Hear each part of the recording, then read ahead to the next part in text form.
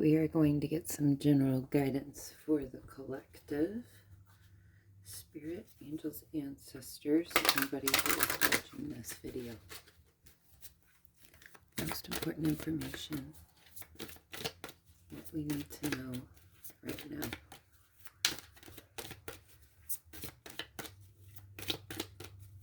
I'm going to pull some oracles from this angel deck, and then I will get some tarot. All right, we have Angel of Music.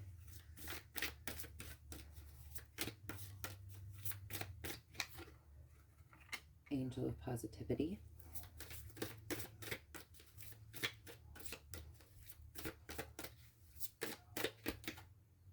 Angel of Adventure.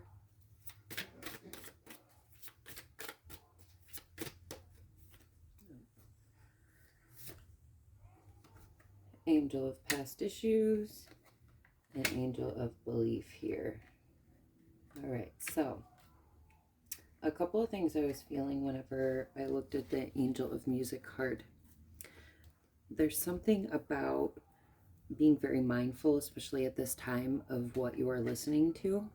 Okay, so there could be something about, you know, whether it is the frequency of it or the words themselves. They are very much affirmations, and, you know, our body and our mind start to believe it, and then we start to create our reality with that. So there could be something about just really listening to uplifting music at this time. Though I, you know, as a musician, I feel like it's important for us to have that outlet and to, you know, put, if there is negative energy or emotions or feelings inside of us, to like put it into something, and that can be very beneficial to someone else.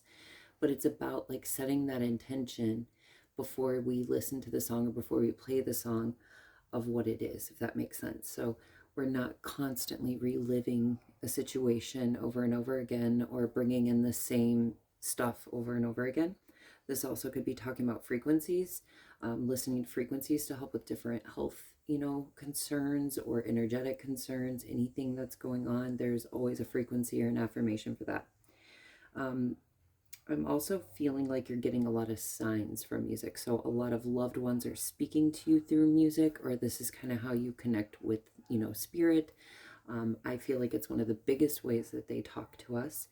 And I, even before I do, you know, readings at the shop, if you've ever came in, you know, I do this radio mashup thing before someone, you know, gets there. So it's a big part of, you know, divination for me, as well as my connection with spirit. So there could be something about that. If any of you make music or write music or have thought about doing that, it is just such an amazing outlet to have.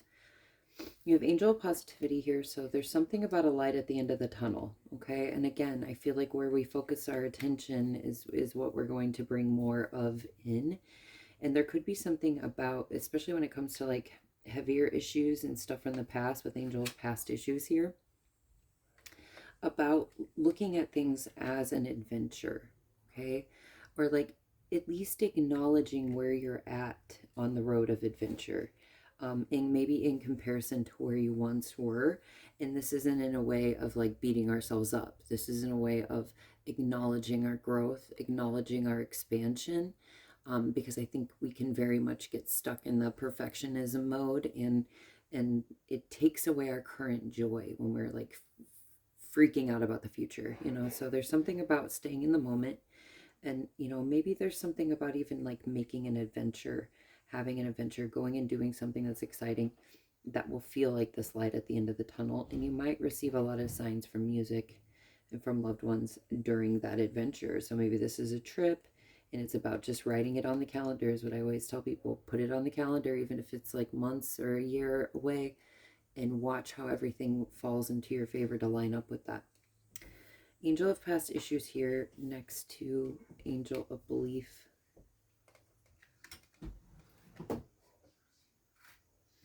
So there could be something about past issues that are resurfacing.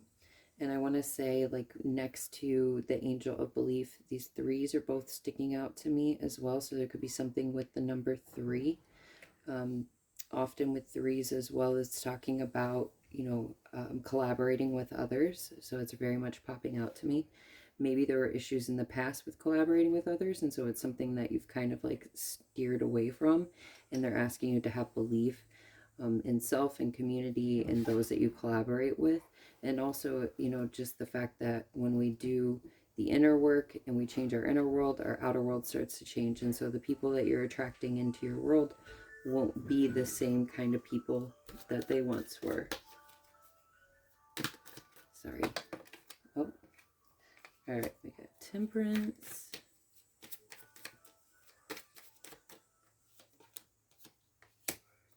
Alarms going off. Oop, Wheel of Fortune, flying out. Temperance, Nine of Wands, Wheel of Fortune. What else? Six of Cups.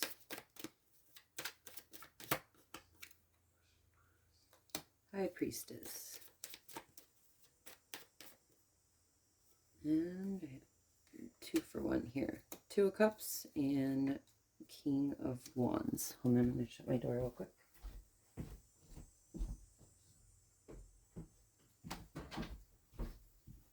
Okay, so there's definitely the water is sticking out to me so much, and it looks like the ground is wet here where they walk. It almost looks like either there was like a heavy flooding through the area, or just a cleansing that had happened is what it seems. I feel like there's something that you're putting together, or there's 2 different things that you're wanting to put together. Okay, and there could be something about like balance and going with the flow and really making sure that you're using temperament before like acting quickly is what I feel like. Like there's something about going within, listening to yourself, listening to your soul, listening to your heart. You might need to set some boundaries with some people or a place. Okay, so if this is like work related, something like that, there's an importance of setting boundaries, especially energetic boundaries, to make sure you're not like taking on everyone else's stuff, okay? Especially with the High Priestess here. So you're very connected, you're very tuned in, you're very empathic, and there could also be something about like working well through duality, okay? With this light and dark back here, it's really trusting one's wisdom and intuition. Again, I feel like if there are certain past issues that are coming up, it's going to be in a way that you're going to address them differently than you once did. And that's just how I feel about this. Like, I feel like the wheel is turning in your favor, but a lot of it has to do with the work that you've been doing, right? The balance that you've been creating, the self-care and the angelic guidance that you're receiving. And the moments when you're like, okay, I have to set a boundary here. I have to stand up for myself. I have to protect myself because I don't want to go back to, you know, the dark tunnel again. I want to be in the adventure. I don't want the past issues, you know. I want to believe in myself and believe in the universe and, you know, believe in what is possible. And with the Wheel of Fortune here, you know, it's saying like things keep turning and anything is possible. Things can go in your favor, especially if you're listening to your intuitive promptings and you're moving with action as you receive them when you know the time is right. You have the Six of Cups here, so there could be something with younger energies in your life, children, or this could be talking about childhood memories that are resurfacing, that are coming up again with the past issues. I wouldn't be surprised. Maybe some inner child healing is needed, but I also feel like there's something about connections and partnerships and kind of like this equal give and take or healing, or it's like we're giving without expectation of receiving. Like neither one of these feel like I expect something in return. It just feels like love, right? Feels like flow. And look at these 2 cups. And it like the 2 cups here, the 2 cups here, you know what I mean? And then the 2 people here holding the cup in between. It just, I feel like there's something maybe even happening in 2s. So 3s were sticking out to me at first, but now I'm like the 2s. So maybe look for things in multiples. It's so strange. There was a reading I did a few weeks ago, and I kept seeing things in 2s. It was like 2 by 2 by 2. Okay, also, if there is a childhood dream, there's an importance of not giving up on that, okay? Of using your wisdom, using your experience, and, you know, continuing to believe in self and have faith and move forward with this. And if there's something that you're meant to do with someone else, I feel like this is going to be very balanced and go well. All right. The Two of Cups is one of my favorite cards in the deck. You know, it's very much a healthy partnership. Again, with equal give and take. Not one person is trying to up the other. There's space for everyone, and they both are aware of that. And I also want to say that there is an importance of focusing on our strengths, and you know what I mean? And like taking on the things that you are so strong in, and then maybe like having them take on the things that they are so strong in. That's kind of what this feels like. Right, and there could be something with these wands here, because we have the Ace of Wands on the bottom and the King of Wands here.